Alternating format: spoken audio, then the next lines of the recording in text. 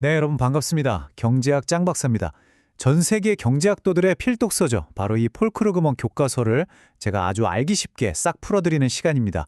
자, 오늘 우리가 함께 파헤쳐볼 주제, 바로 가격 하한제인데요. 바로 한번 시작해볼까요? 자, 여러분 한번 생각해 보세요.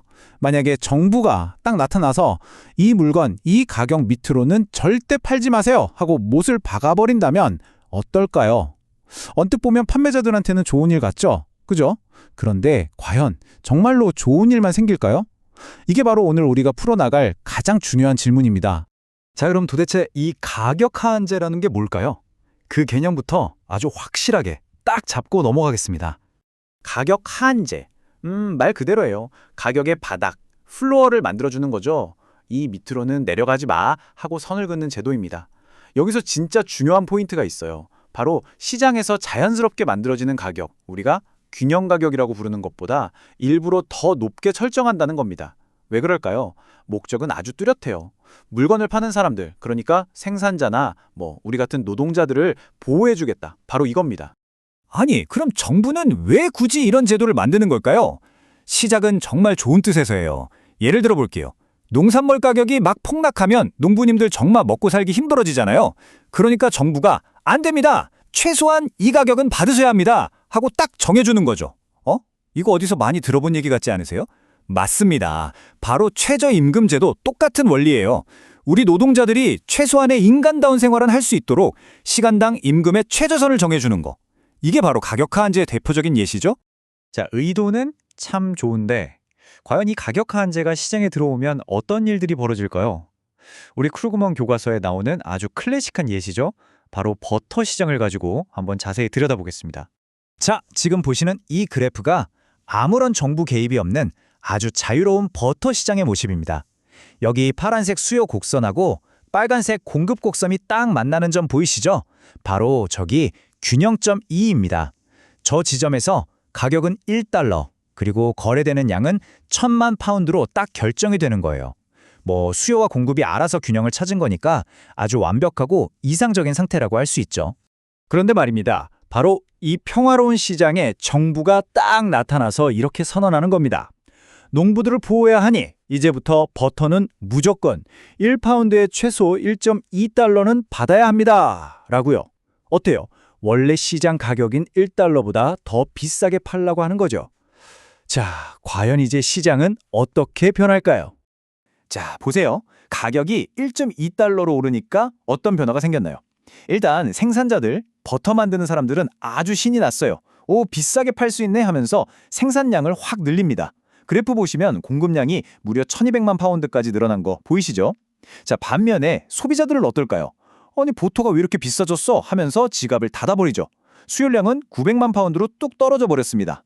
결국 어떻게 됐나요? 팔려는 물건은 넘쳐나는데 사려는 사람은 없는 거죠. 이걸 바로 경제학에서 초과 공급이라고 부릅니다. 네, 바로 이 차이입니다. 생산자들이 팔고 싶어하는 양 1200만 파운드, 그리고 소비자들이 사고 싶어하는 양 900만 파운드. 그 차이가 얼마죠? 네, 정확히 300만 파운드. 이만큼의 버터가 팔리지를 않고 그냥 창고에 덩그러니 쌓이게 되는 겁니다. 이걸 우리가 초과 공급, 다른 말로는 잉여라고 부르는 거고요. 참, 농부들을 도우려던 좋은 의도가 결국 팔리지 않는 버터만 잔뜩 만들어낸 삶이 됐네요.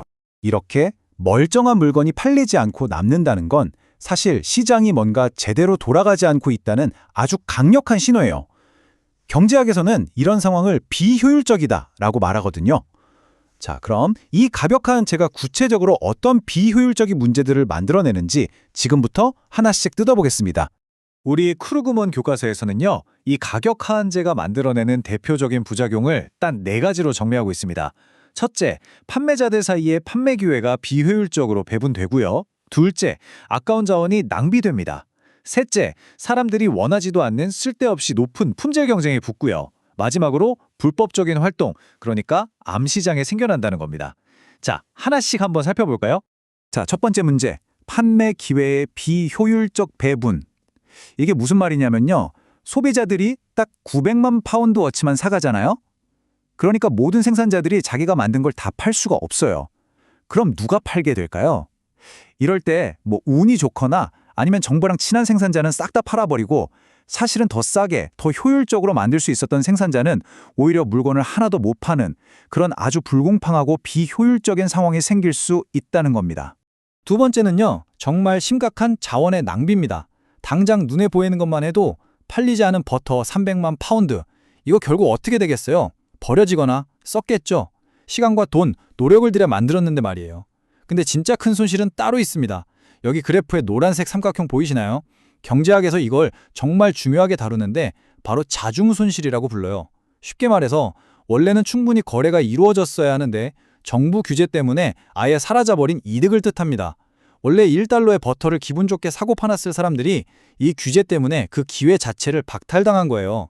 이건 생산자나 소비자 어느 한쪽이 아니라 우리 사회 전체가 입는 손해인 셈이죠. 세 번째 문제도 아주 흥미롭습니다. 바로 비효율적으로 높은 품질 문제. 이게 뭐냐면 가격을 마음대로 내릴 수가 없잖아요. 그러니까 판매자들이 엉뚱한 데서 경쟁을 시작하는 거예요. 바로 품질이나 서비스 경쟁이죠. 교과서에 나오는 대표적인 예가 옛날 항공사들 얘기인데요. 그땐 정부가 항공료를 비싸게 딱 묶어놨거든요. 그러니까 승객들은 사실 그냥 좀 싼 비행기표를 원하는데 항공사들은 가격을 못 내리니까 서로 막 우리는 더 고급 기내식을 줍니다. 더 푹신한 좌석을 드려요. 이런 식으로 사람들이 별로 원하지도 않는 과도한 서비스 경쟁에만 매달렸다는 거죠. 이것도 결국 낭비 아니겠어요?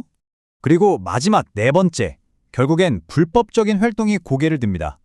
버터가 안 팔려서 창고에 쌓여가는데 속이 타는 생산자들이 가만히 있겠어요? 일부는 정부 몰래 에이, 그냥 정해진 가격보다 싸게라도 팔자 하면서 뒤로 물건을 빼돌리는 암거래를 시작하게 되는 겁니다. 시장의 자연스러운 흐름을 법으로 억지로 막으려고 하면 이렇게 어두운 뒷골목, 즉 암시장이 생겨나는 건 어찌 보면 당연한 결과일지도 모릅니다. 자, 지금까지는 버터 시장이라는 가상의 예시를 통해서 이론을 살펴봤습니다. 그럼 이제 우리 현실 세계로 한번 눈을 돌려볼까요? 우리 주변에서 볼 수 있는 가장 대표적이고 또 가장 뜨거운 가격 하한제, 뭐가 있을까요? 네, 눈치채셨겠지만 바로 최저임금제입니다. 최저임금제라는 건요, 노동시장이라는 아주 특별한 시장에 적용되는 가격 하한제라고 생각하시면 돼요. 이 시장에서 거래되는 상품은 바로 우리들의 노동력이고 그 가격은 임금이겠죠. 그러니까 정부가 고용주들한테 이 임금보다 적게 주고 사람 쓰면 불법입니다 하고 임금의 최저선을 딱 그어주는 제도인 셈입니다. 지금 보시는 자료가 2019년 기준으로 세계 여러 나라의 최저임금 수준을 보여주는 건데요. 한번 보세요.